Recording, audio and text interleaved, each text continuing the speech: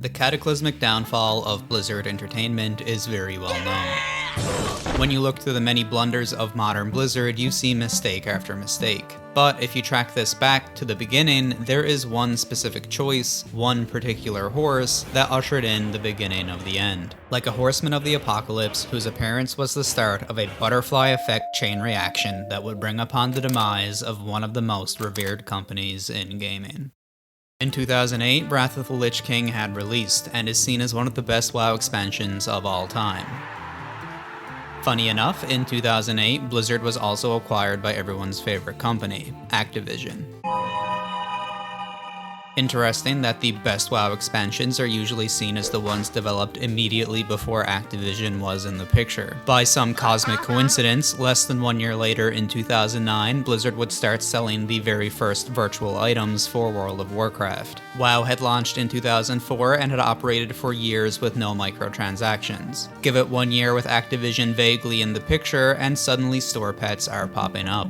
There's no way these two things could possibly be related. The pet store had been announced, and the feedback was very negative. The Pandaren Monk pet and the little KT pet would be available for $10 each. The catch was that half of the proceeds from the sales of one of these pets would be donated to charity. For many players, this softened the blow of the introduction of microtransactions to the game. It made the initial feedback a little mixed, because it's hard to criticize a company who is going to donate to charity. That said, players immediately found it strange that only part of the sales of one of the pets would be donated. They felt that this was a calculated decision to introduce microtransactions while hiding behind charity to dodge criticism. The users that called out Blizzard for hiding behind charity to ultimately make more money were often insulted by other players for not wanting to help a charity. It is a very smart move for a company to introduce microtransactions like this, because criticizing it becomes much more difficult. Side note, this video is not monetized. I don't like the idea of criticizing a donation to charity and profiting from it in any way. If this video does eventually generate any money, I will donate 100% of it to the Make-A-Wish Foundation. With that said, Blizzard had sneakily introduced the idea of paying for in-game items despite you already paying a monthly fee. Thank you, Blizzard. Considered normal now, but just over a decade ago, this was seen as greedy and a betrayal by Blizzard. Traitor! How fast things change. With the huge profit of selling virtual items, Blizzard would surely never do it again.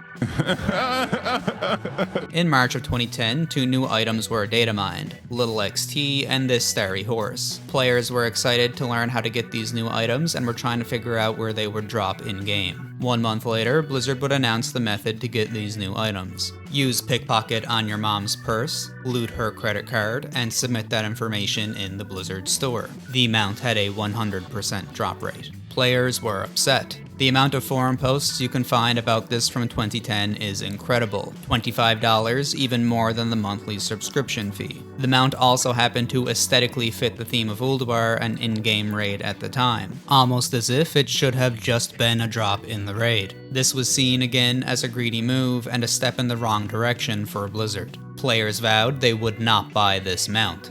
It made $2 million in the first 4 hours. This was pure profit, considering how easy it is for a developer to make something like this. Knowing Blizzard, this was probably a job for an intern. There was a queue of over 140,000 people to purchase the Celestial Steed on release. According to Jason Hall, an ex-Blizzard employee, the profit that Blizzard received from this single store mount was greater than the profit from StarCraft 2. Yeah, here's the biggest sadness, dude. I worked 2 years of overtime straight on StarCraft 2 Wings of Liberty.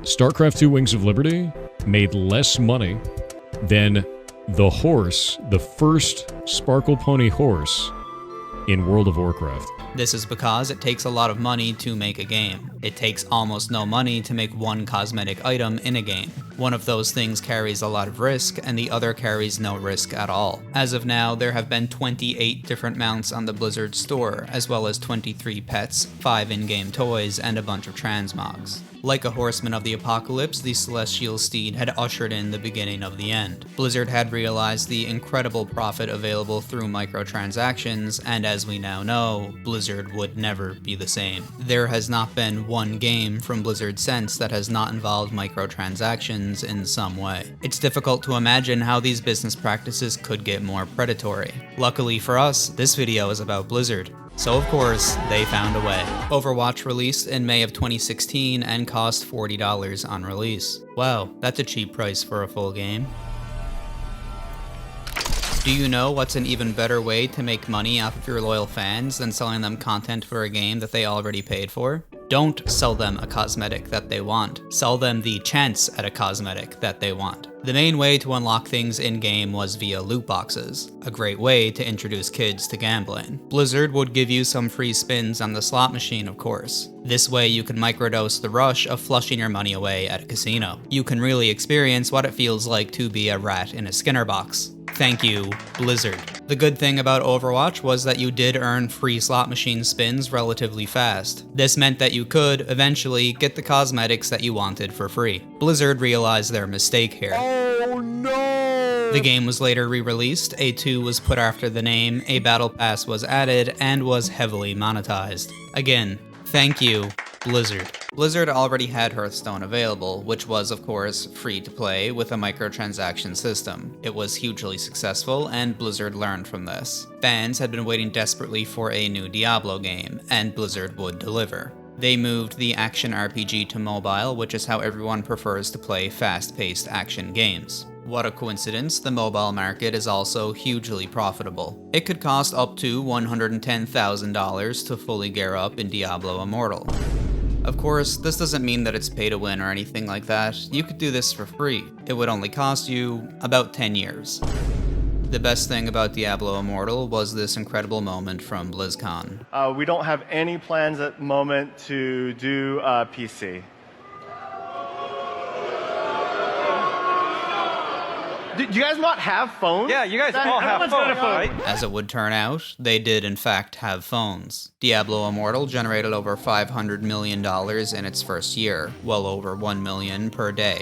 What? Of course, Blizzard would eventually release Diablo 4 for console and PC in June of 2023. The game featured a battle pass and in-game store. If you didn't know any better, you might think that's reasonable. A free-to-play game tends to have features like this. But thankfully, you do know better, because we're talking about Blizzard. No. Diablo 4 is a full-price game with a full-price tag. You pay Blizzard for the privilege of being able to pay them even more using their in-game store. While you're in there, you may as well pick up the Battle Pass too. Oh, and try not to make eye contact with the $65 horse. Inflation really hit Blizzard hard. In true Activision Blizzard fashion, there's some sneaky marketing happening here too. See, the horse mount is not actually $65. It is a bundle where you get the horse mount plus about $65 of in-game currency. This is another marketing trick. Players will see this and think this is a free horse mount because you do also get $65 of currency. However, the statement is still true. To get this horse, you must pay $65 on top of what you already paid for the game. Activision Blizzard excels at these shady marketing tactics. For context, Larian Studios released Baldur's Gate 3, an incredible game that is complete.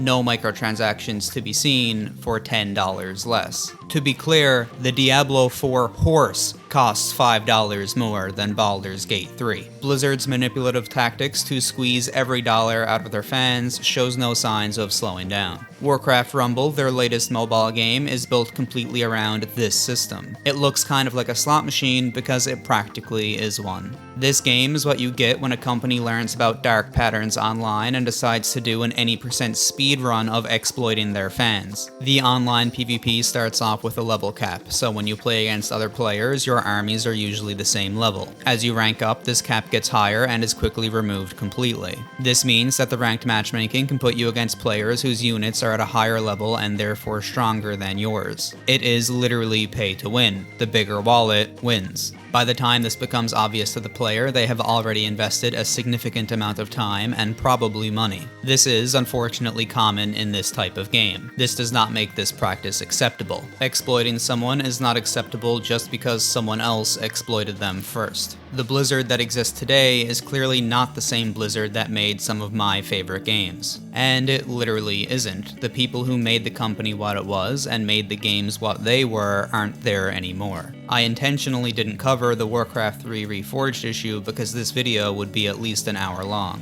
While the downfall of Blizzard is well known, and Blizzard has certainly fallen in the eyes of their fans, to the shareholder, Activision Blizzard is doing better than ever. The manipulative business tactics of recent years are not blunders of an old company. They are intentional design choices of a new one. Making great games is not the goal after all. The goal is to make money, and they are doing exactly that. In Q2 of 2022, mobile was 51% of Activision Blizzard's quarterly earnings. The largest contributor was King, the Candy Crush company. King has generated over $20 billion in revenue from Candy Crush alone. For comparison, the entire lifetime revenue of the StarCraft franchise is just over $1 billion.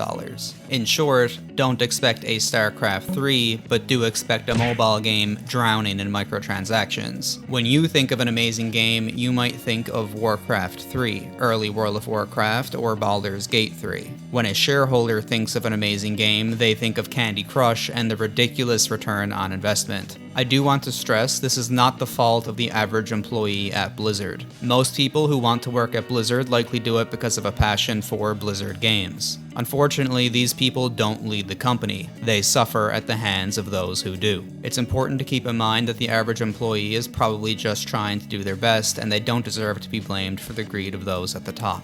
Blizzard still exists by name alone. The logo is the same, the name is the same, but that's it. It is the end of an era, and that era started to end a long time ago, when the first Horseman appeared.